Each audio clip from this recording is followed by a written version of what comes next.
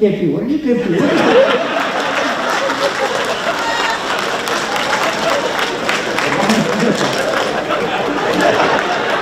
यसो झकाउन थाल्यो केपी ओली आएर यसो झकाउन थाल्यो केपी ओली। एउटा आमसभामा एउटा पार्टीको कुरा भन्नलाई 16 जना चाहिन्छ। हामी जित्छौँ, हामी बाहेक जित्ने अरू कोही छँदै छैन, कोही छँदै छैन। पानी मुनि गए पनि त्यस्ता अपराधीहरूलाई छोड्दैन। अलिकति ढिलो चाँडो हुन सक्छ। पावर हामी जबसम्म सरकारमा छौँ कुनै पावर काम लाग्दैन अपराधबाट बच्नका लागि। कुनै पावर कसैले प्रयोग गर्न सक्दैन। कारबाही हुनुपर्ने, जेलमा बस्नुपर्ने ठाउँमा मन्त्री भएर झन्डा हल्लाएर हिँड्थे। थाहा थिएन ती रौतहटका मानव नेपाललाई ती रौतहटको घटना तर कागजात थियो। सत्ता प्राप्त गर्न, सत्ता चलाउन, सत्ता टिकाउनका लागि 24 जना भट्टामा हालेर मन्त्री बनाएर झन्डा दिएर हिँडाएर बसेका थिए मानव। देश एक ढङ्गले भन्ने हो भने दो बाटोमा छ। तर दो बाटोमा भए पनि सही बाटोतिर फर्किएर दो बाटोको गलत बाटो छोडेर सही बाटोतिर अगाडि बढ्छ।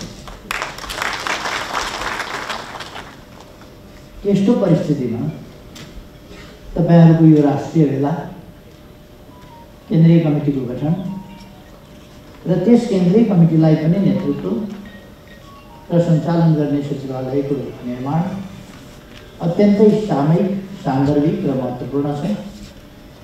म तपाईहरुको यस भेलाको सफलताको कामना गर्न चाहन्छु।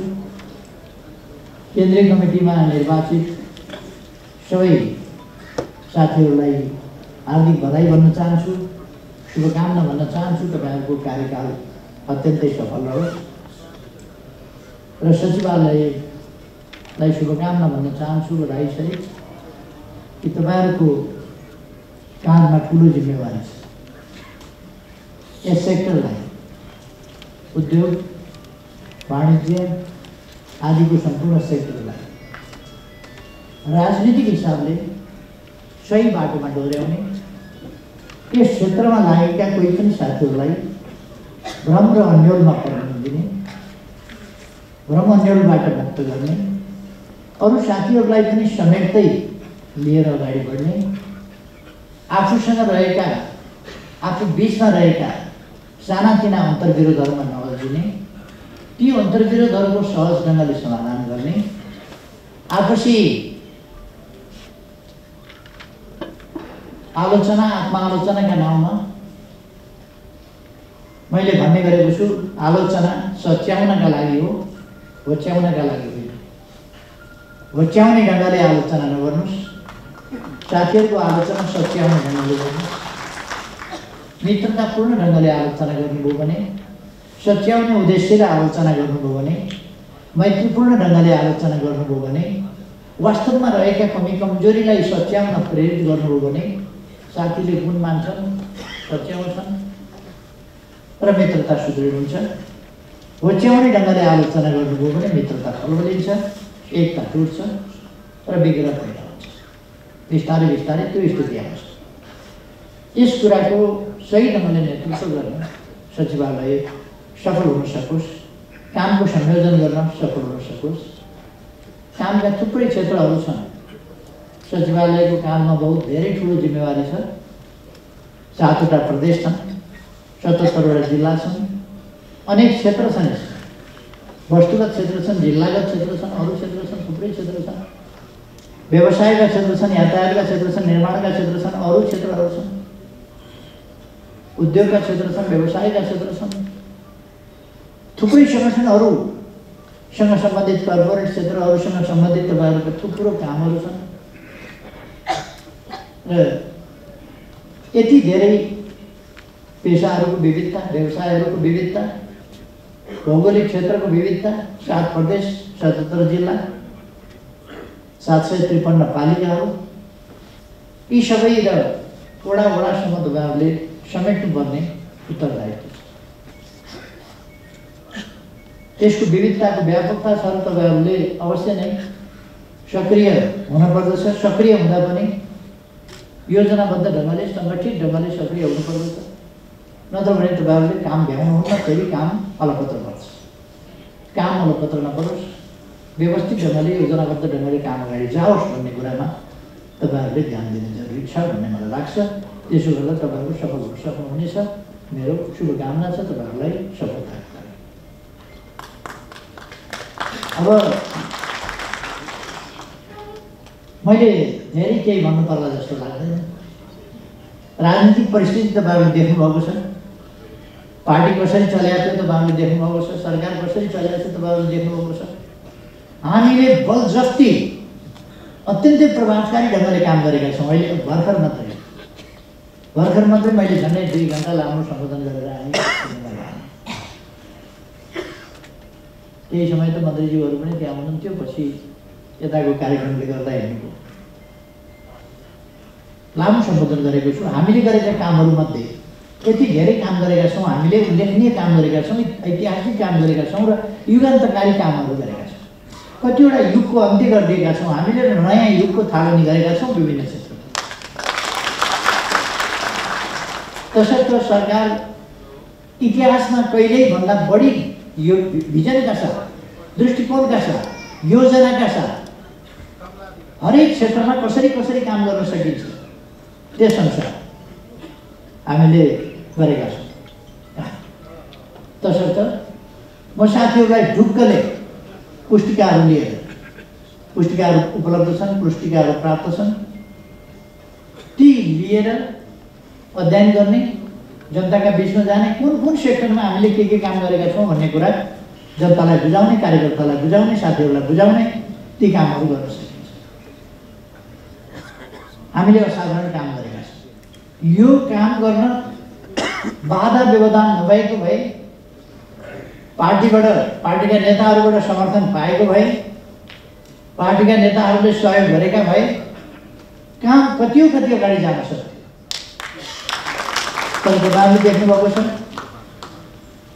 कुनै नेताहरू, खास गरेर टुप्पामा बसेका नेताहरूको ध्यान अनुचित र अस्वस्थ ढङ्गले प्रधानमन्त्री हुने, अनुचित र अस्वस्थ ढङ्गले अध्यक्ष हुने बाहेक हुन्छ। देशको बारेमा गएन, जनताको बारेमा गएन, विकास निर्माणको बारेमा गएन, समाजलाई अगाडि बढाउने ती कुराहरूमा नेताहरूको ध्यान गयो। त्यो तपाईँहरूले देख्नुहुन्छ। जाँदै गएर कहिल्यै पनि एक वचन पनि, उदाहरणका लागि तपाईँहरू माधव नेपालले सरकारको समर्थनमा एक शब्द बोलेको तपाईँहरूले कहिल्यै सुन्नुभयो? कहिल्यै बोल्नुभएको छैन, बोल्दिनँ नै भन्नुहुन्छ। बोल्दैन सरकारको समर्थनमा। वरिष्ठ नेता अध्यक्ष चाहिहालेको छ, पार्टीको पक्षमा बोल्दिन, सरकारको पक्षमा बोल्दिन। एकजना नेताले हाउभाउ गरेर बैठकमा देखाउनु, कस्तो देखाउनु हो भने खुट्टो यसो अगाडि टेक्नु हो। मैले हिँड्दा यसै गरी अगाडि नै टेक्ने हो खुट्टा। तर यदि त्यहाँ टेक्दा केपी ओलीलाई फाइदा हुने रहेछ भने त्यहाँ नटेकेर ऊ त्यता बाङ्गोपट्टि टेक्छ। उहाँले हाउभाउ गरेर अभिनय गरेर देखाउनु हो, यहाँ टेक्दा म अगाडि बढ्दा त हिँड्दा त यहीँ टेक्नुपर्छ, त्यो टेक्दा केपी ओलीलाई फाइदा हुने रहेछ भने म त्यहाँ टेक्दिनँ, यतापट्टि खुट्टो लगाएर। अब यस्तो राजनीति गर्नेहरूसँग के भन्नु? सही गलतको कुरो छैन। मैले सधैँ खुल्ला आह्वान गर्छु, मेरो नीतिको बारेमा, कामको बारेमा, व्यवहारको बारेमा तपाईँहरू खुलेआम आलोचना गर्न सक्नुहुन्छ, गर्नुहोस्। मेरो आचरणको बारेमा गर्नुहोस्, आनी बानीको बारेमा गर्नुहोस्, व्यवहारको बारेमा गर्नुहोस्, जुनसुकै बारेमा पनि आलोचना गर्नुहोस्। म तपाईँहरूलाई मेरो दोष नदेखाउनुहोस् भन्दैन। कुनै कमी कमजोरी छ भने त्यो देखाउनुहोस्, मैले आग्रह गर्ने गरेँ। अब खोजेर कमी कमजोरी एउटा केही निकाल्नु त आफ्नो ठाउँमा होला, आविष्कार गर्न सकिएला केही भनेर होइन भने 18 देखि 20 घण्टा काम गर्छु अहिले पनि। धेरै नेताहरूको जति बेर जाँड खाएर इन्जोय गर्ने समय हुन्छ त्यति बेर म देशका बारेमा सोचिरहेको हुन्छु, लेखिरहेको हुन्छु।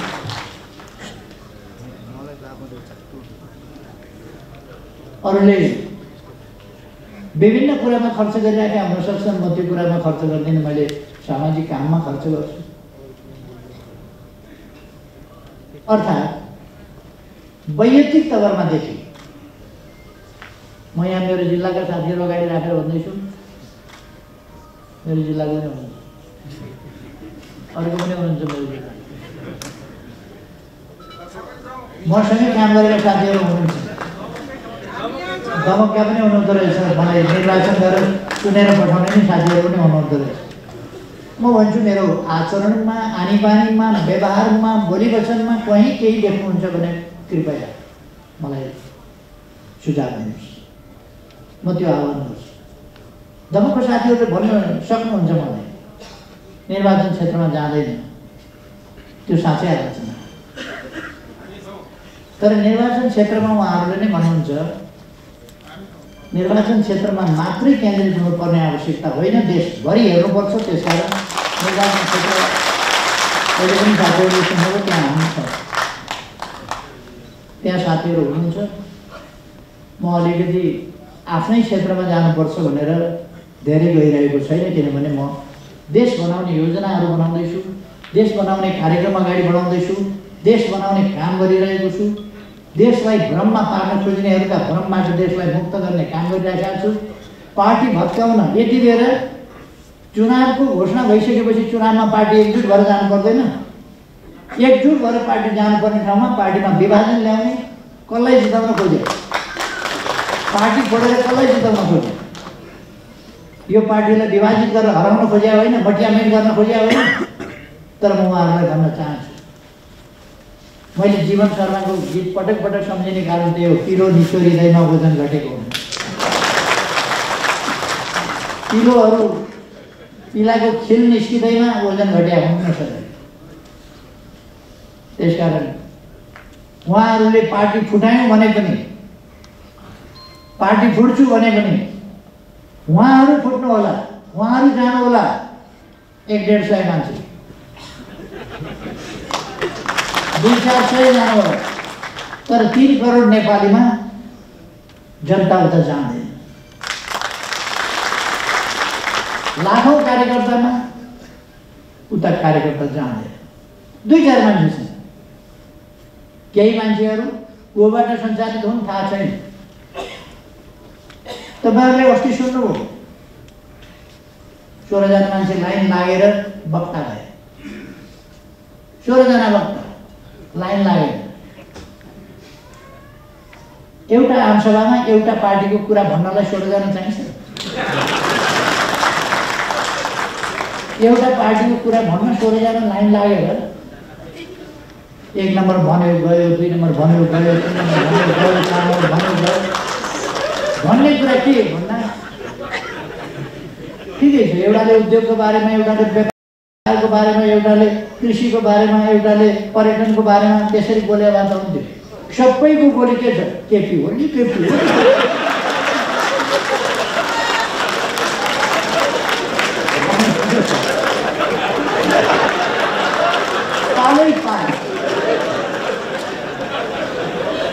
बोल्ने विषय के छ भन्दाखेरि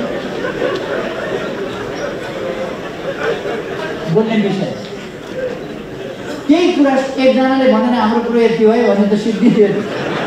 16 जना मान्छे लागेर एउटा कुरो भनेको छ, गाली गरेको छ, गाली गरेको छ, गाली गरेको छ। देशको एकपल्ट उच्चारण गर्नुहुन्न उहाँहरू, पार्टीको एकपल्ट उच्चारण गर्नुहुन्न, आन्दोलनको एकपल्ट उच्चारण गर्नुहुन्न, जनता एकपल्ट सम्झिनुहुन्न, घाइते लडाइको एकपल्ट सम्झिनुहुन्न, दुःख पाएका मान्छे सम्झिनुहुन्न, सुकुम्बासी सम्झिनुहुन्न, कोही पनि सम्झिनुहुन्न। उहाँहरूको एउटै राज कसरी मिलाउनुहुन्छ होला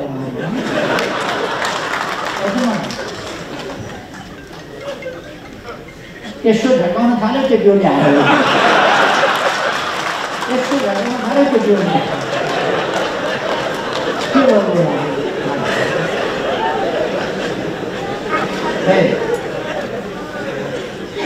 हाम्रो विषय के हो? हाम्रो विषय देश हो, हाम्रो विषय जनता हो, हाम्रो विषय लोकतन्त्र हो। हामीले प्राप्त गरेका उपलब्धिहरूको रक्षा गर्नु हो, हामीले बनाएको संविधानको रक्षा गर्नु हो। यत्रो बलिदान दिएर, यत्रो सङ्घर्ष गरेर, यत्रो कठिन सङ्घर्ष गरेर हामीले यो स्थिति प्राप्त गरेका छौँ। यस स्थितिको रक्षा गर्नु हो।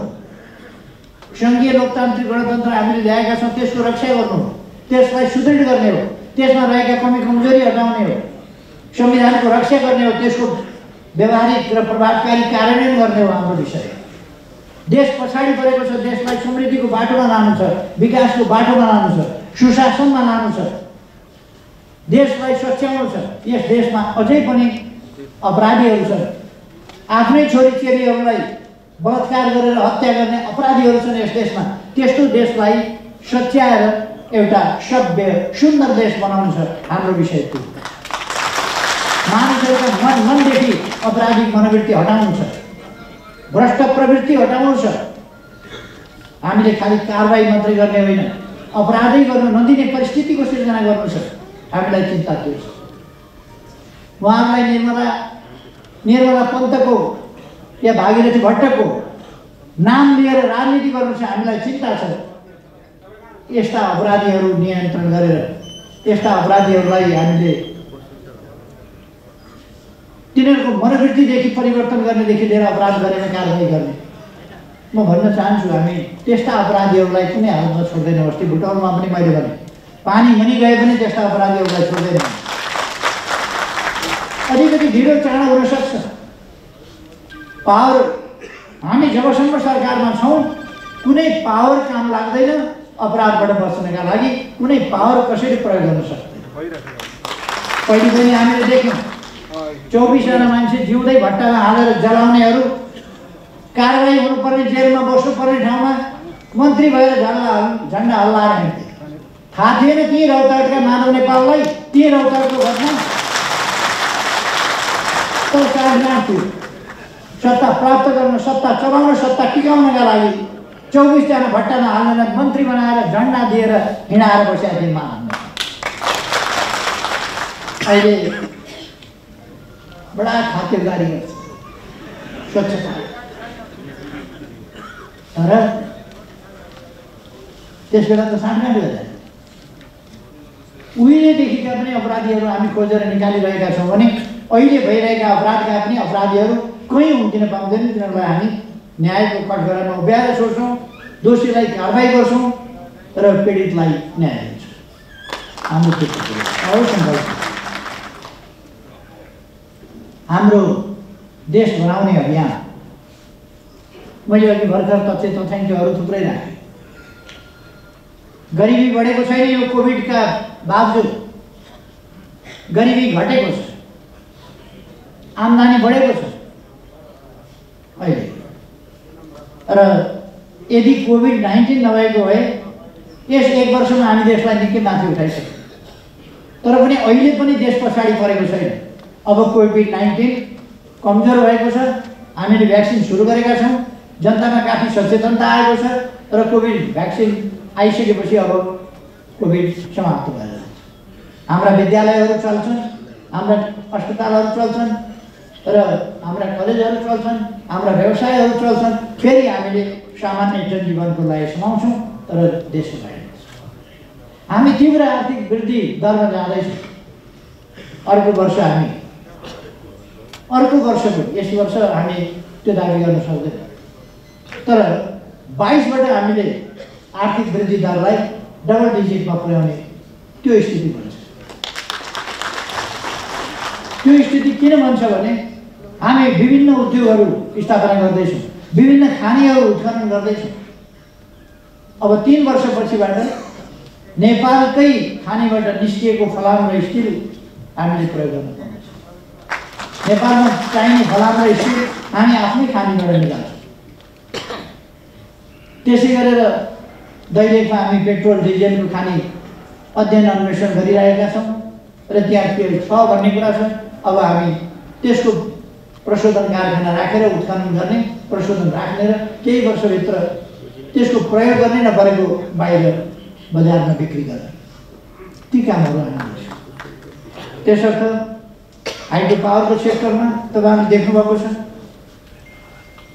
म प्रधानमन्त्री भएको 1 हप्ताभित्र मैले भने अर्को तिहारमा तपाईँहरूले अँध्यारोमा दसैँ तिहार मनाउनु पर्ने छैन। मैले यो झापाबाट घोषणा गरेको थिएँ दसैँको 9मीको दिन, असोज 25 गते मैले शपथ ग्रहण गरेको थिएँ पहिलोपल्टमा प्रधानमन्त्री हुँदा, र दसैँको 9मीको दिन झापाको भेटघाट कार्यक्रममा मैले भनेको थिएँ यस तिहारमा सम्भव छैन, तर अर्को तिहार आधारभूत रूपमा अन्धकार हटाएर उज्यालो तिहार हुनेछ। तर त्यसका लागि म चुप लागेर बसेको होइन, त्यसका तयारीहरू गरेँ र अर्को वर्ष त्यो सम्भव हो। जस विभिन्नले लिन खोजे, मलाई जसको कुरा होइन, तर भारतबाट विद्युत ल्याउने सहमति मैले गरेँ। भारतबाट विद्युत किन्ने, यहाँको विद्युत उत्पादन कसरी गर्ने, त्यसको चाँजो पाँचो कसरी गर्ने, ट्रान्समिसन लाइनको सुधार कसरी गर्ने आदि कुरा। अहिले नेपालमा 90% बढी जनताले विद्युतको प्रयोग गर्दछन्। अत्यन्त दुर्गम ठाउँहरू त्यस्तोमा मात्रै केही बाँकी छ, त्यसमा पनि हामी वैकल्पिक ऊर्जाबाट व्यवस्था गर्न खोज्दैछौँ। खै त्यतापट्टि मैले गइरहनु परेन। तपाईँहरूले आज मैले बोलेको कुराको पुस्तिकाहरू प्राप्त गर्नुहुनेछ साथीहरूले, र त्यसबाट पर्याप्त के कुन क्षेत्रमा के काम भइरहेका छन् भन्ने कुराको जानकारी साथीहरूले प्राप्त गर्न सक्नुहुनेछ। म के भन्न चाहन्छु भने यसभन्दा पछि उद्योग वाणिज्य मन्त्रीज्यू नै हुनुहुन्छ, उहाँले सरकारको तर्फबाट नीतिहरू, सरकारले सोचेका कुराहरू, यस क्षेत्रमा गर्नुपर्ने कुराहरू, यस क्षेत्रका उद्यमी व्यवसायी, यस क्षेत्रका कार्यकर्ता, यी सबै कुराहरूलाई सम्बन्धमा सरकारको के निर्देश छ ती कुराहरू राख्नु नै हुन्छ। म के भन्न चाहन्छु भने रोजगारीका अवसरहरू सिर्जना हुने ठाउँमा लगानी गर्नुहोस्, सहकारीको अत्यधिक प्रयोग गर्नुहोस्, साना पुँजीलाई जोडेर ठुलो काम गर्न सकिने माध्यम सहकारी हो, ठुलो मात्रामा उत्पादन वृद्धि गर्न सकिने सहकारी हो, उत्पादनको एउटा क्षेत्रमा एउटा ठाउँमा भोल्युममा उत्पादन गर्ने त्यो क्षेत्र सहकारी हो, जसबाट हामी निर्यात गर्न सक्छौँ। सानो मात्रामा उत्पादन भयो भने त्यसले बजार पाउँदैन, ठुलो मात्रामा उत्पादन भयो भने त्यसले बजार पाउँछ। त्यसकारण बजार प्राप्त गर्नका लागि ठुलो भोल्युममा उत्पादन गर्नुहोस्, त्यसलाई सहकारीको माध्यम पनि बनाउन सकिन्छ, सहकारीको विधि अपनाउन सकिन्छ र देशका लागि आत्मनिर्भरतातर्फ देशलाई लाने उपभोग्य वस्तुहरूको उत्पादन गर्ने कुरा गर्नुहोस्। र अर्को चाहिँ उत्पादन कसरी वृद्धि गर्ने, रोजगारीका अवसर कसरी सिर्जना गर्ने, मुख्य 2टा कुरामा बढी ध्यान दिनुहोस्। सदुपयोगको सिद्धान्त लिनुहोस्। सकेसम्म हाम्रो जमिन, हाम्रो जल, हाम्रो वन, हाम्रो जङ्गल, हाम्रा जडीबुटी आदि के हुन सक्छ, हाम्रा अरू मिनरल्स, यिनीहरूको कसरी सदुपयोग गर्न सकिन्छ। हामीसँग भएको बुद्धि, हामीसँग भएको क्षमता, हामीसँग भएको ज्ञान, त्यो सबैको अधिकतम सदुपयोग कसरी गर्न सकिन्छ, हामीसँग भएको सम्पत्ति रकम कसरी अधिकतम सदुपयोग गर्न सकिन्छ, रोजगारीका अवसर सिर्जना गर्ने कुरामा र उत्पादन वृद्धि गर्ने कुरामा कसरी गर्न सकिन्छ, त्यतापट्टि लाग्नुहोस्। सरकारले त्यस सम्बन्धमा ती कामहरूमा तपाईँहरूलाई पूर्ण रूपमा सहयोग गर्नेछ, पूर्ण रूपमा सहयोग गर्छ। तपाईँहरूका भनाइहरू ठिकै हो, कुनै सेक्टर चाहिँ अत्यधिक लाभान्वित हुनुपर्ने आवश्यकता छैन। यस्तो बेलामा कोभिड-19 को बेलामा, यसको प्रतिकूल असरको बेलामा कुनै सेक्टर चाहिँ एकदमै नाफामा पुग्नुपर्ने, केही सेक्टर चाहिँ धराशायी हुनुपर्ने भन्ने छैन। यो प्रतिफल पनि हामीले बाँड्नुपर्छ, कठिनाइ पनि बाँड्नुपर्छ। ब्याङ्किङका सेक्टरहरू हौँ, वित्तीय सेक्टरहरू हौँ, ती सेक्टरहरूले अत्यधिक कमाउनु पर्ने, यसै बेलामा नाफा बेसरी निकाल्नु पर्ने, बोनस बेसरी खानुपर्ने, यति नाफा कमायौँ भनेर भाग लगाउनु पर्ने। तर अरू सेक्टरहरूप्रति अलिकति उदार दृष्टिकोण राख्न नहुने, ब्याज अलिकति कम गर्न नहुने, त्यस्तो भन्ने हुँदैन। त्यसैले यो परिस्थितिलाई ध्यानमा राखेर यस्ता कुराहरूलाई मिलाएर लानुपर्छ सबै सेक्टरहरू। त्यसकारण सबै सेक्टरले यथोचित ढङ्गले, यसको अर्थ ब्याङ्किङ सेक्टर कमजोर हुनुपर्छ, बिमा वा वित्तीय क्षेत्र कमजोर हुनुपर्छ भन्ने होइन। ती क्षेत्रहरू मजबुत हुन्, तर अरू सबै मर्ने ती क्षेत्र मात्रै बाँच्ने गरेर देशको अर्थतन्त्र बढ्दैन। अन्त्यमा गएर ती क्षेत्र पनि टिक्दैनन्, किनभने त्यसले फेरि रकम जम्मा प्राप्त गर्ने पनि हामीबाटै हो, फेरि लगानी गर्ने पनि हामीलाई नै हो। हामी नै सिद्धियो भने हामी के बाँच्यो, दिने पनि हामीबाट, दिने पनि हामीलाई, कमाउने पनि हामीबाट, त्यही हो, हामी नै हो सबै कुरा त। अनि त्यही कुरा चाहिँ अरू चाहिँ सिद्धियो भनेदेखि उहाँहरू मात्रै ठुलो ब्याङ्कको बिल्डिङमा ब्याज फल्छ र ब्याज त हाम्रा रकमले हामीले लिएर फल्दैन हो, बिल्डिङले फलाउने त होइन, हामीले फलाउने। हामी त्यो अवस्थामा रह्यौँ, कर्जा लिन सक्ने अवस्थामा रह्यौँ, कर्जाको ब्याज तिर्न सक्ने अवस्थामा रह्यौँ भने ब्याङ्कहरू फर्टाउने। त्यसो त यी पक्षहरूलाई हामी सबैले बुझ्नुपर्दछ र यस सम्बन्धमा सरकारले के गर्नुपर्छ, कहाँनिर कम्पेन्सेट गर्नुपर्छ त्यो यथाशक्य। किन सरकारलाई त सबैतिरको आर्थिक मार्गको अन्तिम निष्कर्ष त सरकारलाई परेको छ। अन्तिम निचोड, मार्गको निचोड, प्रतिकूलताको निचोड अन्तिममा त सरकारलाई परेको छ। अहिलेको सरकार कमसेकम हिम्मत नहार्ने सरकार, नआत्तिने सरकार, यो सरकार भनेको यो जापानी नाम जस्तो खालको सरकार होइन। जापानी नाम हुन्छ नि हुतियारा मोरा, यो सरकार चाहिँ यो हुतियारा खालको सरकार, यो चाहिँ अलिक दृढता भएको केही गरौँ हुने सरकार। त्यस कारण आत्तिदैन, अप्ठ्यारो परिस्थिति आयो भने पनि यसले आत्तिदैन, केही गर्छ, गरेर देखाउँछ। यस सन्दर्भमा तपाईँहरू लाग्नुभएको छ, लाग्नुहोस्। तपाईँहरूको शपथ ग्रहण माननीय मन्त्रीज्यूले गराउनुहुनेछ। त्यसकारण मैले त्यसका लागि पर्खिरहनु पर्ने केही पनि छैन। म निकै थकित भएर आएको छु। त्यसर्थ म तपाईँहरूलाई धेरै धेरै शुभकामना दिँदै यो अत्यन्त सामूहिक काम गर्नुभएको छ। धरो आत्मविश्वास लिएर अगाडि बढ्नुहोस्। हामी जित्छौँ, हामी बाहेक जित्ने अरू कोही छँदै छैन, कोही छँदै छैन। हामी किन जित्छौँ भने हाम्रो मस्तिष्कमा देश छ, मनमा देश छ, जनता छ, जनताका समस्या छन्, तिनको समाधान गर्ने सङ्कल्प छ, प्रतिबद्धता छ, अठोट छ। त्यसकारण हामीले जित्छौँ। यस क्षेत्रमा भएका साथीहरू केही थाहा थिए, केही बुढा अब नसक्ने भएपछि के गर्नु, कसैले बिर्सिन थाले, के भयो। त्यसकारण यस्तो कुराबाट हामी धेरै प्रभावित नहौँ, दृढताका साथ अगाडि बढौँ, आत्मविश्वासका साथ अगाडि बढौँ। त्यही शुभकामना म साथीलाई दिन चाहन्छु। सबैमा भलो होस्। धेरै धेरै धन्यवाद। म यहाँहरूसँग बिदा पनि दिन्छु।